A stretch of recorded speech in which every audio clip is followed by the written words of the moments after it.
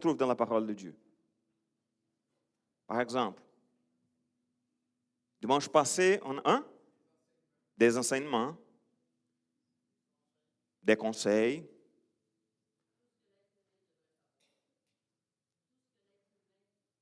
tout ce que les êtres humains devraient savoir.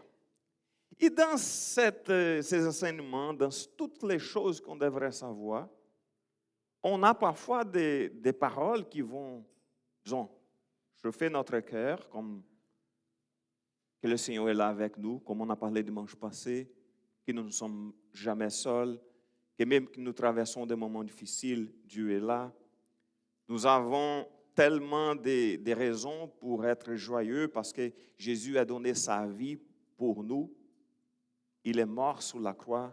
Nous avons le pardon de nos péchés. Mais parfois aussi, la parole de Dieu nous parle de sujets qui ne sont pas du tout bons à écouter. Par exemple, le Seigneur nous dit, la parole de Dieu nous dit que nous devrions chercher la sainteté. Pourquoi? Parce que notre Dieu, il est saint, 3 fois saint. Il y a des situations, par exemple, qu'on dit qu'on devrait aimer nos ennemis, pardonner ceux qui nous ont offensés. On parle aussi de plusieurs choses qui parfois sont bien dans un moment de souffrance de savoir que le Seigneur est là, mais dans d'autres moments, la parole de Dieu vient nous frapper en disant « Hey, il y a quelque chose ici qui ça se peut que vous n'aimez pas beaucoup d'écouter, mais elle est aussi dans la parole de Dieu. » Et ce matin, on va toucher l'un des sujets qui parfois, ce n'est pas bon d'écouter. Parce que parfois, on va dire, ah non, c'est bien, comme le dimanche passé, d'écouter quelque chose qui, oui, je sais que le Seigneur est là avec moi.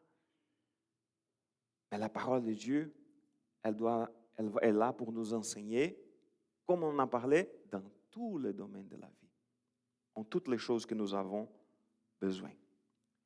Et je commence cette idée d'une réflexion qui, ça se peut, n'est pas si agréable à écouter, en vous posant une question. C'est juste, on n'a pas besoin d'écouter vos réponses, ok? C'est juste pour la réflexion. Est-ce que tu peux baisser un peu mon son ici pour moi? Pourquoi vous êtes là ce matin? Pourquoi on est ici? Je vais vous faire réfléchir. Pourquoi on se réveille le dimanche matin, on prend notre déjeuner, on commence à organiser nos choses, on se déplace pour venir à l'église. Ça se peut que vous avez croisé comme moi une voie barrée, boulevard de la Concorde, que ça a pris beaucoup plus de temps pour moi que d'arriver ici à cause d'un tuyau qui avait, je ne sais pas exactement c'était quoi le problème, mais il y avait de l'eau partout en semaine et maintenant la voie est bloquée. Et pourquoi on est là? Ça se peut que quelqu'un va penser dans un moment donné, « Hey, je vais chaque dimanche à l'église pour... » Il y a plein de raisons. « Hey, j'ai besoin d'écouter la parole de Dieu. Je devrais être là pour louer le Seigneur. » Ou même notre sœur, comme disait tantôt, « Ah, hey, dimanche passé, elle était ici, elle a dit, dimanche prochain, c'est la Sainte Seine. » Je dis, « Oui, ah, je vais faire tous les efforts parce qu'elle habite loin, elle n'a pas de moyens de transport. Je vais faire tous mes efforts pour être là dimanche prochain. » Elle est là. Alors, on a plein de raisons. Alors, je vais vous faire réfléchir sur cette question. Pourquoi on vient à l'église chaque dimanche matin? Pourquoi on dit qu'on fait partie, disons, de l'église de Jésus? On fait une petite pause dans cette réflexion et je vous lance une autre question qui ça a l'air d'avoir rien à voir. Êtes-vous déjà allé regarder un match d'hockey au Centre Bell?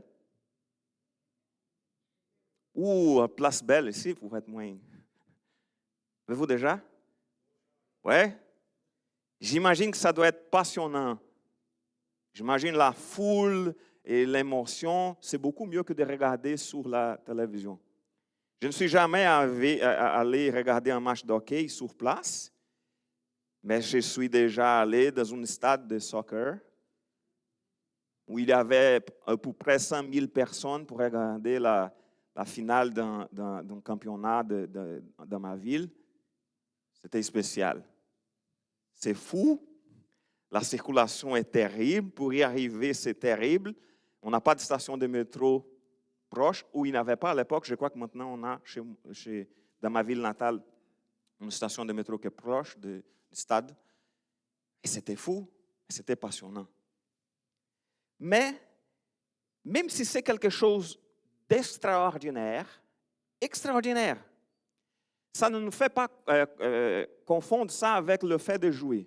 Okay? Même si, il y a beaucoup plus d'émotions d'être sur place, mais on ne joue pas le match.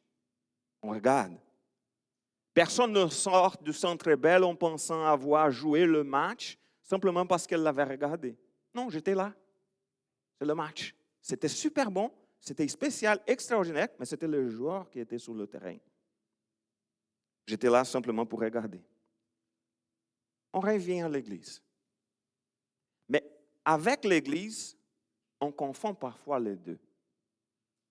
Le fait, nous vivons dans une culture où nous sommes habitués à tout consommer. On consomme des abonnements, des services, des expériences. On peut payer, par exemple, pour un abonnement annuel pour regarder là, pour avoir accès au biodôme, insectarium, les 5 choses-là que j'ai oublié, quelles sont les 5. Et on paye un abonnement pour consommer pendant une année, pour aller n'importe combien de fois pour être là sur place.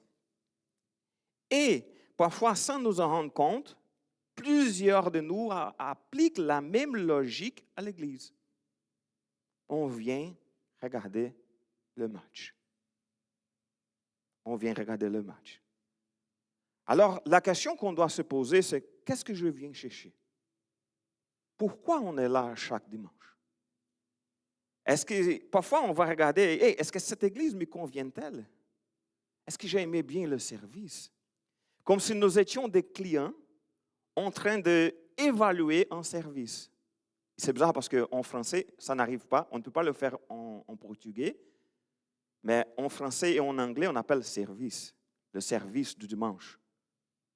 Et ça peut nous causer une mauvaise idée qu'on est là pour être servi, comme si nous étions des clients. Et dans ce domaine-là, on a 2 erreurs qui sont possibles.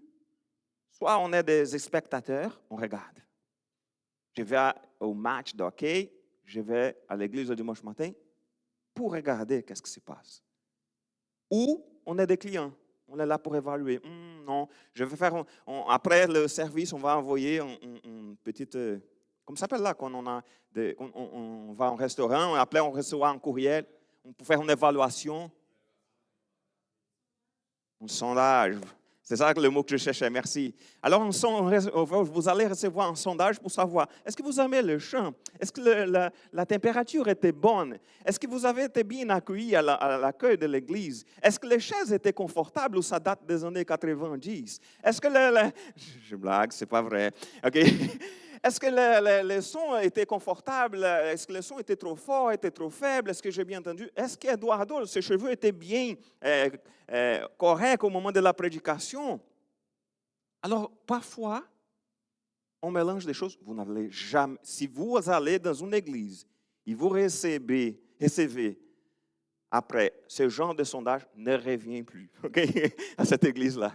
Parce que vous n'êtes pas des clients d'une église. On n'est pas ici pour offrir un service à des clients et on ne vient pas ici pour recevoir des services. Et c'est là que Paul, il propose une 3e réalité. Nous ne sommes ni spectateurs, ni clients, nous sommes membres du corps de Christ. Et parfois, lorsqu'on se voit dans l'église, est-ce qu'on se voit davantage dans le gradin? Ou comme en faisant vraiment partie du corps, dans le match. Alors, dans ces cœurs, on a plusieurs choses qu'on va regarder. On a parlé, lorsqu'on parle de l'Église, parfois on parle de l'Église comme le corps de Christ. On a déjà parlé récemment sur le sens du côté de la communion fraternelle, de l'importance d'être unis. Cette fois-ci, on va regarder le texte juste 6 versets-là pour qu'on puisse vérifier la question de notre engagement, notre participation dans le corps de Christ.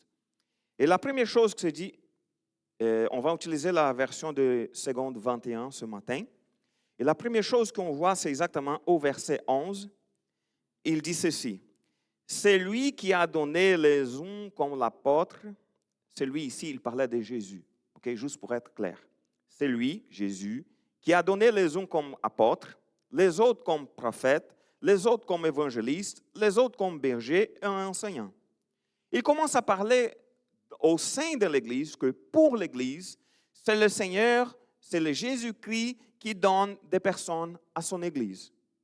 Okay? Parfois, surtout ici dans la réalité du Québec, on regarde l'avenir des églises. Parfois, il y a quelques églises qui vieillissent. Il y a des gens qui parfois regardent l'avenir et disent « Hey, qu'est-ce qui va arriver avec notre église ?»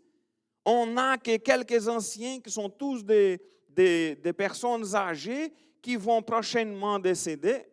Je parle des gens qui imaginent la catastrophe, OK? Qui fait le scénario comme c'était catastrophique. Et qui va tout le monde mourir.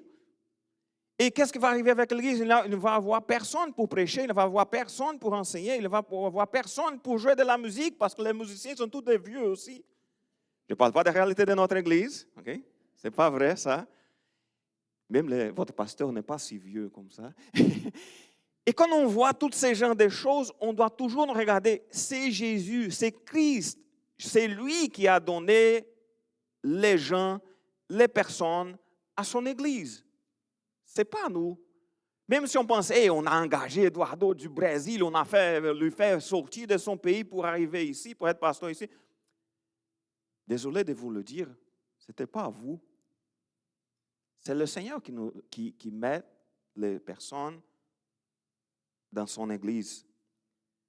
Et regardons-nous pourquoi. Ça, c'est écrit au verset 12. Il l'a fait pour former les saints aux tâches de service en vue de l'édification du corps de Christ. Alors, il parle de quelques postes, disons, en particulier. Il parle des enseignants, il parle des évangélistes, il parle des prophètes, il parle des bergers, il parle de plusieurs postes qui sont clairement des postes de leadership. OK? Il parle des responsables. Mais il parle comme si les responsables sont là pour faire quoi? Pour faire tout le service? Non, pour former les saints aux tâches de service en vue de l'édification du corps de Christ. Alors remarquez bien, le ministère de certains, des responsables, n'existait pas pour remplacer le service des autres. Ça me fait rappeler, une fois, c'était mon premier ministère, on parle de 2005, OK? J'arrive pour être pasteur d'une église qui ça faisait 6 ans environ qu'elle existait et qu'elle n'avait jamais eu de pasteur. C'était le premier pasteur d'une église dans son premier ministère. OK? Mais on avait un problème.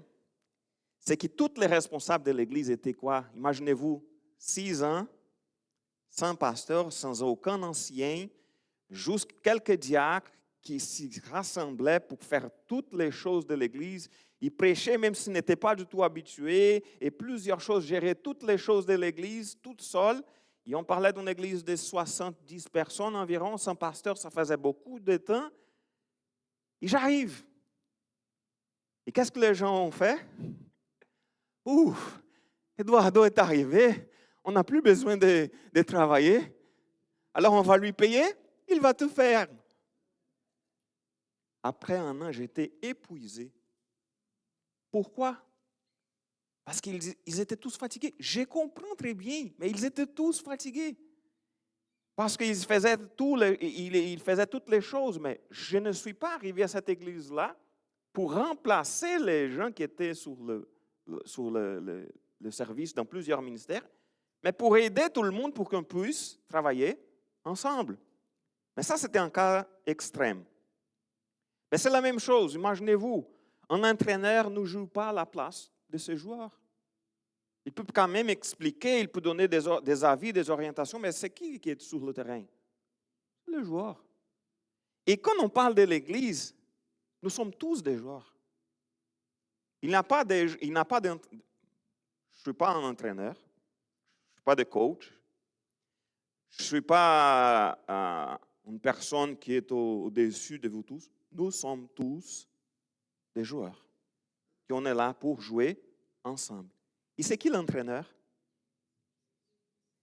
C'est le Seigneur. C'est qui la seule personne qui pourrait être un spectateur de service? C'est lui. C'est lui le spectateur. C'est en même temps celui qui nous prépare. C'est lui qui, on va parler de ça, mais il nous équipe. Il nous prépare à jouer. Et lorsqu'on parle d'un rôle, par exemple, d'une personne qui vient enseigner ici, ça pourrait être un pasteur ou pas, mais elle n'est jamais là pour faire le service, le ministère, tout le ministère de l'Église à la place de l'Église, mais pour équiper l'Église afin que chacun d'entre nous accomplisse son ministère. Parce que chacun d'entre nous a son ministère dans son Église. Et parfois, on vient à l'Église juste pour recevoir quelque chose. Et pour vrai, on vient ici pour louer l'Éternel. On vient ici pour être formé et transformé par la parole de Dieu. On vient ici afin de nous préparer pour être prêts aussi pour contribuer à la vie du corps de Christ. Ce n'est pas simplement pour recevoir. Ça me fait rappeler toujours, une fois j'étais dans une formation de leadership.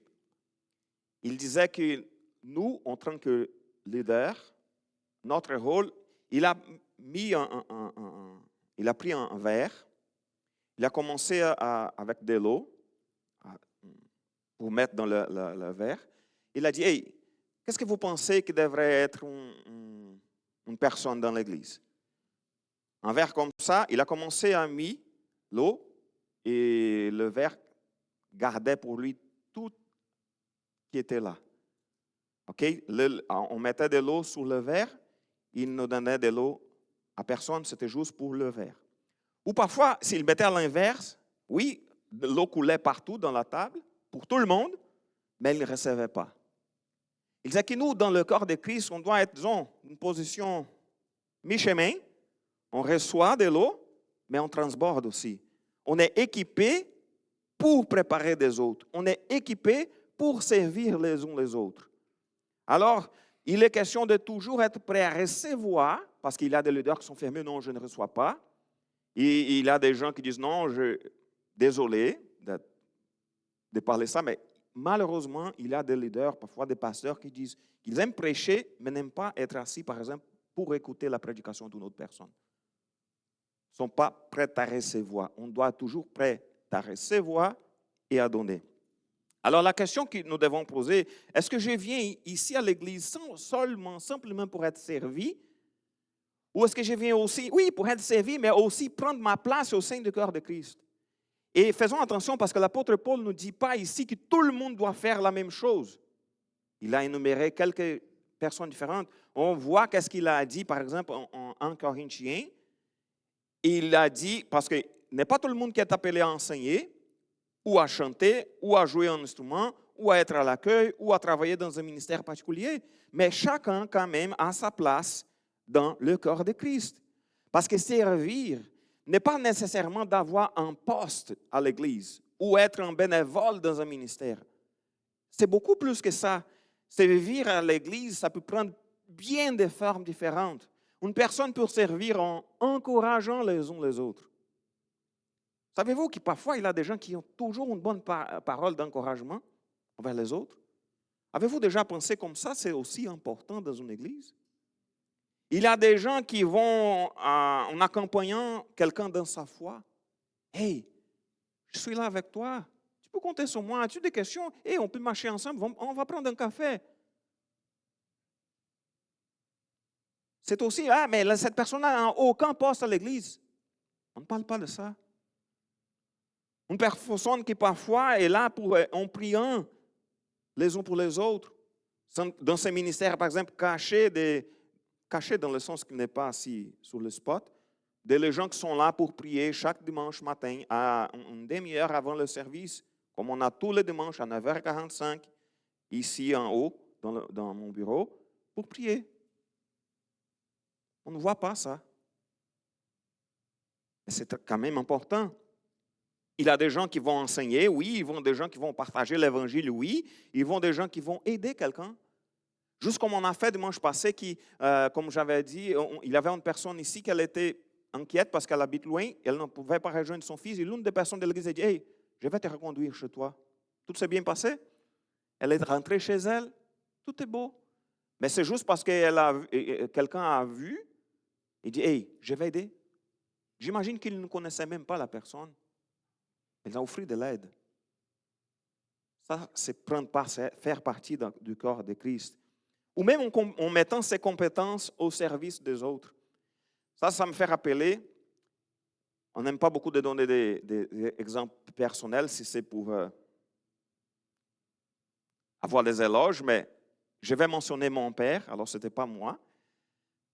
Quand j'étais au début de la faculté, j'étais à l'université, vers la faculté de droit, mon père m'a dit, « Est-ce que tu veux travailler dans mon bureau avec moi? » Mon père est avocat. Je dis, « Oui, OK, super. » Travailler avec mon père, recevoir de l'argent et apprendre des choses, c'est super bon. Et un jour, on était dans une affaire qui était tellement compliquée. C'était un dossier compliqué. Et mon père m'a dit, « Hé, Eduardo, tu sais combien on va gagner avec cette cause-là, cette procès? » Je dis, « Non, rien. » Je dis, « Comment rien? » Il a dit, « Je prends toujours environ, en disant 10% de mon temps, il fait le rapport avec la dîme, je prends 10% de mon temps et j'offre des services gratuits à des gens de l'Église qui ne peuvent pas payer un avocat et je donne mon temps et je fais les affaires. Et c'est juste le pasteur qui est au courant de ça parce que sinon, on parlait d'une église de 1000 personnes. Si tout le monde était au courant, tout le monde était à la porte, alors c'était juste le pasteur qui était au courant. Et au besoin, il jugeait, OK, il appelait mon père, il y a un cas ici que j'ai besoin que tu puisses aider cette personne. Il mettait ses compétences au service des autres, comme un avocat. Juste cela. Alors, on a plein de façons d'aider au corps de Christ. On ne parle pas simplement de l'église locale, mais en ouvrant même ouvrant parfois sa maison. Hey, on va avoir un groupe de soutien chez moi. Ça va faire du bien d'avoir un groupe ici pour qu'on puisse prier ensemble. Ou simplement en participant activement de la vie de la communauté. Alors, lorsqu'on parle d'être plus actif à l'église, chaque personne a sa place. Parfois, ma place dans le passé, c'était quelque chose, mais présentement, c'est une autre. Il y a une personne, je n'aime pas beaucoup nommer, mais c'est bien de donner des exemples pour qu'on puisse comprendre. Elle probablement nous écoute sur YouTube. Lynn et Hugo, par exemple. Ils étaient très actifs à l'école de dimanche, à plein de choses, la construction du bâtiment. Hugo avait plein de choses qu'il faisait à l'église. Lynn, pareil. Et maintenant, à cause de plusieurs choses de santé, il nous écoute presque tous les dimanches à la maison. Mais vous avez déjà probablement reçu une lettre, si elle sait quelle est sa date de fête d'anniversaire, ou si elle a su que vous étiez à l'hôpital, ou quelque chose comme ça, elle va vous envoyer une lettre, si elle a ton adresse, pour donner un mot de réconfort. Juste les gens qui reçoivent, sauf parce que je viens de le dire, mais juste les gens qui reçoivent ce genre de lettres sont au courant de ces lettres. C'est un ministère. Elle n'est même pas ici presque tous les dimanches sur YouTube. Mais juste pour vous montrer que lorsqu'on a à cœur de servir, parfois la façon de servir, ça change. Mais le cœur, s'il est toujours là, on va chercher des moyens pour aider dans le cœur de Christ, pour aider les gens, pour encourager les gens, même avec un appel téléphonique. Mais on fait partie de la même église, on fait partie du corps de Christ et on est là pour s'entraider, pour aider les uns les autres. Et alors la question, c'est de nous rappeler que c'est Christ qui nous équipe. Ce n'est pas une affaire qui, on n'a pas besoin de penser qu'on est tout seul ici, alors vous êtes des joueurs et Jésus est juste le coach, il va juste donner des instructions. Non, son Saint-Esprit, il habite en nous. C'est lui qui équipe son Église, il est là avec nous, il nous donne la capacité de le faire, de faire les choses. Il suffit que nous puissions avoir à cœur de servir le Seigneur d'une façon ou l'autre, chacun à sa manière, mais nous avons tous une place au corps de Christ. Et regardons ce qu'il est écrit au verset 13. Jusqu'à ce, c'est-à-dire on va grandir ensemble, il va donner des gens pour qu'on puisse écouter la parole de Dieu, pour qu'on puisse enseigner les uns les autres, jusqu'à ce que nous parvenions tout à l'unité de la foi et la connaissance du Fils de Dieu, à la maturité de l'adulte, à la mesure de la stature parfaite de Christ. Alors, la question n'est pas ici que l'Église fonctionne. L'objectif n'est pas que l'Église fonctionne. L'objectif, c'est la maturité. C'est la maturité. On ne peut pas faire ça, parce que sinon, ce serait facile. Il y a pas mal d'églises riches qui payent les gens pour presque tous les postes dans l'église. Paye les musiciens, paye tout le monde. Il n'y a pas de bénévolat. Les gens sont payés. Parfois, engagent des gens d'autres églises pour qu'elles puissent prendre place. Je sais parce que j'avais un élève au séminaire, quand j'étais professeur au séminaire, et il changeait d'église. J'ai dit, tu as changé d'église pourquoi? Non, parce que je joue la baisse. Et telle église m'a engagé pour jouer à cette église-là. Il jouait comme bénévole à son église, une autre personne, une église riche, a lui engagé. Il a changé d'église. Il était payé tous les dimanches pour jouer sa baisse. Alors, dans quelle mesure? Parce que si c'est juste pour fonctionner, on paye les gens, ça suffit. Mais ce n'est pas ça la question. Le but, c'est la maturité. Et nous, en tant que chrétiens mûrs, on va servir le Seigneur. Même parfois, ce n'est pas de la façon qu'on aimait, parce que notre santé parfois ne permet plus, notre temps ne permet plus, mais on est là pour servir. Il va ensuite montrer c'est quoi le contraire de cette maturité. Au verset 14, il dit « Ainsi, nous ne serons plus des petits enfants ballottés et emportés par tout vent des doctrines. » On peut être dans une église depuis des années et rester un enfant spirituel. On peut toujours être en train de recevoir ou de chercher à recevoir et jamais de contribuer. Mais quand on voit qu'une personne, ça se peut qu'il est peut-être dans une église depuis plusieurs années et qui reste comme un enfant spirituel, imaginez-vous si on était tous des enfants spirituels. Imaginez-vous si nous étions tous là juste pour recevoir. Si nous étions tous là juste parce que, OK, c'est bien, la musique est bonne, les chaises sont confortables.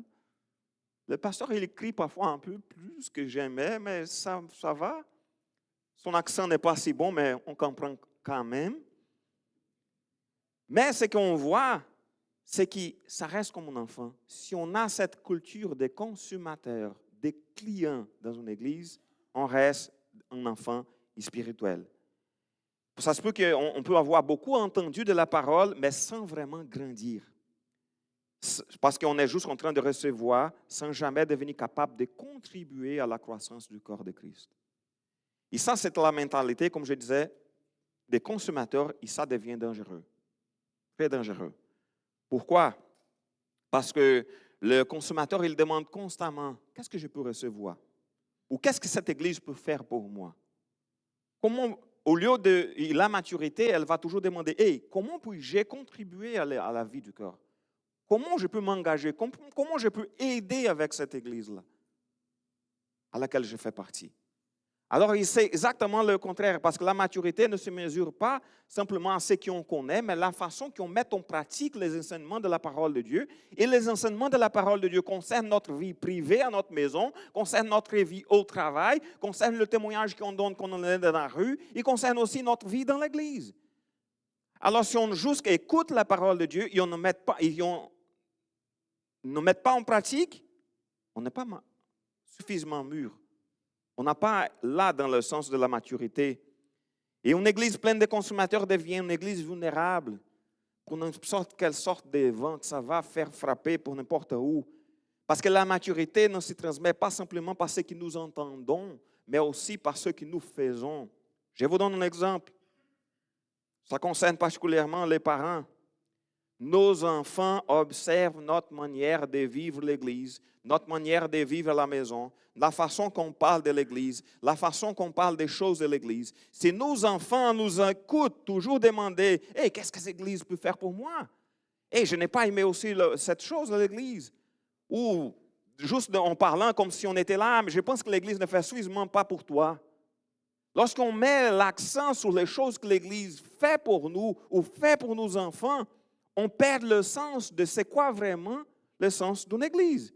Sans jamais voir les parents dire « Hey, qu'est-ce qu'on peut apporter pour le corps de Christ? » Vous le savez, une fois, je suis désolé, je dépasse le temps, mais je suis perdu ici dans le temps. Je viens de regarder la montre. Et ce qu'on voit ici, c'est que parfois, nous courons le risque de former une génération qui ne comprend vraiment qu'est-ce que signifie appartenir à l'Église. Parce qu'on est là juste pour recevoir. Ou on donne cette image à nos enfants que l'Église doit nous donner quelque chose. Ça me fait rappeler une fois, une personne faisait des critiques à l'Église. Hey, mais notre Église, je n'étais pas pasteur à l'époque, ok? J'étais un membre. Et les gens disaient, mais notre Église, c'est ici, c'est là. Mais c'est qui notre Église? Sommes-nous. L'Église sommes-nous. L'Église n'est pas ses leaders. L'Église sommes nous autres. Alors, si notre Église elle a des problèmes, sommes nous que nous avons des problèmes. Alors, je ne peux pas prendre part dans le problème, mais si je ne suis pas la cause du problème, je peux prendre part à la solution du problème. Et je peux m'engager. Hey, mon Église est trop froide. OK, qu'est-ce qu'il manque? D'être accueillante. OK, je vais être accueillante.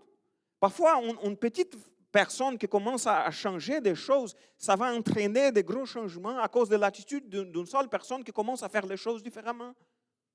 Alors, il est question de penser, au lieu de critiquer ou de simplement voir qu'est-ce qui ne se passe pas, écoute, je parle cela, je n'écoute pas, parce que j'ai une observation à faire. En général, les Brésiliens, ils apportent beaucoup plus de critiques quand les choses ne vont pas bien. J'étais tellement habitué à écouter des critiques que parfois ici, j'ai dit, on a un problème, les gens ne parlent pas. Les gens ne parlent pas parce que c'est tellement bon d'écouter quelqu'un dire, Eduardo, je pense que telle chose ne va pas bien. C'est pas, sauf dans les réunions de leadership, le leadership entre nous, on parle des choses, mais c'était tellement normal au Brésil qu'un membre de l'Église arrive, disant, Eduardo, tel dimanche, tu as prêché tel texte, je n'ai rien compris. J'exagère, OK? Mais j'avais beaucoup de gens qui arrivaient et diraient hey, telle chose. Et pourquoi telle chose est faite à l'Église? On faisait nos observations, ça nous faisait grandir ensemble. Et parfois, nous, ici au Québec, on a l'habitude de dire non, je ne parle pas. Je ne veux pas causer des problèmes. Mais l'Église sommes-nous. Alors, si on veut changer des choses, on ne prend pas au changement au lieu de regarder en attendant que les choses se changent toutes seules. Nous risquons, comme je disais, ne pas simplement de manquer des bénévoles de l'avenir à cause que nos enfants ne comprennent pas c'est quoi l'Église. C'est qu'on risque de former une génération qui ne comprend pas ce que signifie faire partie du corps de Christ.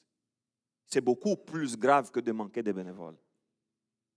C'est des gens qui ne comprennent pas c'est quoi le corps de Christ. Et le texte termine en disant ceci. Mais en disant dans la vérité, dans l'amour, nous grandirons à tout point de vue vers celui qui est la tête, Christ. Regardez encore une fois le langage de Paul. Nous grandirons. Ce n'est pas que quelqu'un va grandir et l'autre non. Nous grandirons. L'idée ici, c'est de grandir ensemble. Nous grandirons. Ça donne l'idée de communauté, de grandir ensemble dans la foi, de grandir ensemble dans la parole de Dieu. La croissance chrétienne ne peut jamais être simplement individuelle. Ah, j'ai beaucoup grandi. Et mon frère à côté de moi, est-ce qu'il a grandi comme moi ou il a besoin de mon aide? Comment je peux aider pour qu'on puisse tous grandir ensemble dans la connaissance de la parole de Dieu, pour être plus mature, plus mûr dans la foi? Je ne grandis pas simplement comme un chrétien isolé. Il est une question de grandir comme en faisant partie du corps de Christ. Et c'est pour ça que l'apôtre Paul poursuit au verset 16 en disant, « C'est de lui que le corps tout entier, bien coordonné et solidement uni, grâce aux articulations dont il est muni, tire sa croissance en fonction de l'activité qui convient à chacune de ses parties. Il s'édifie lui-même dans l'amour. » Écoutez, écoutez à nouveau. Tire sa croissance en fonction de l'activité qui convient à chacune de ses parties. Chacun d'entre nous. Notre croissance vient lorsque chaque personne prend sa place et dans le cœur de Christ et on s'édifie dans l'amour. Dans le sens que je vais grandir dans la foi, mais je ne veux pas grandir toute seule. Je vais grandir avec mon frère, avec ma sœur. Ou je vois mon frère grandir, mais je ne grandis pas. Je vais grandir avec lui. On va grandir ensemble pour la gloire de Dieu. Et comme je disais, ce n'est pas question de prendre le rôle tous de leadership, mais nous avons tous, chacun, sa place. Et ici, dans un service, il y a des fournisseurs et des clients. Mais dans le corps de Christ, nous recevons tous, nous grandissons tous et nous contribuons tous ensemble pour la gloire de Dieu. Alors la question n'est pas simplement qu'est-ce que l'Église m'apporte, mais la question est aussi quelle est ma place dans le corps de Christ. Et ça, c'est extrêmement important. Alors, remarquez, il parle que Christ donne au verset 11. Au verset 15, il dit qu'il est là à la tête.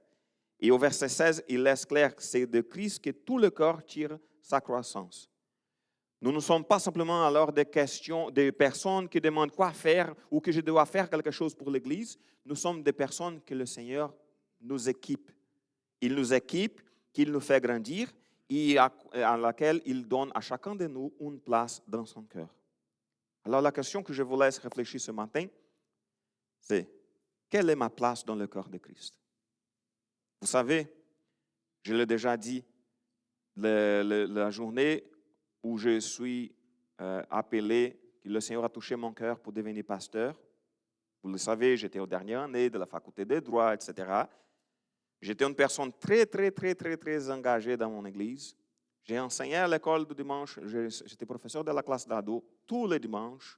J'ai été le responsable du ministère des adolescents. Je faisais plusieurs choses, je prenais part de plusieurs choses. Et le prédicateur a prêché quelque chose comme « Tu dois chercher ta place dans le cœur de Christ ». Et je me rappelle très bien qu'il disait « Je ne dis pas que vous devez être pasteur ». Et c'est dans une prédication de monsieur qui n'était pas pasteur, qui disait « Vous devrez prendre votre place dans le corps de Christ ». Il disait « Je ne dis pas que vous devriez être pasteur, que le Seigneur a touché mon cœur pour devenir pasteur ». C'est là que le Seigneur m'a appelé. C'est-à-dire que parfois, on pense, non, mais Eduardo, je fais déjà plusieurs choses à l'église.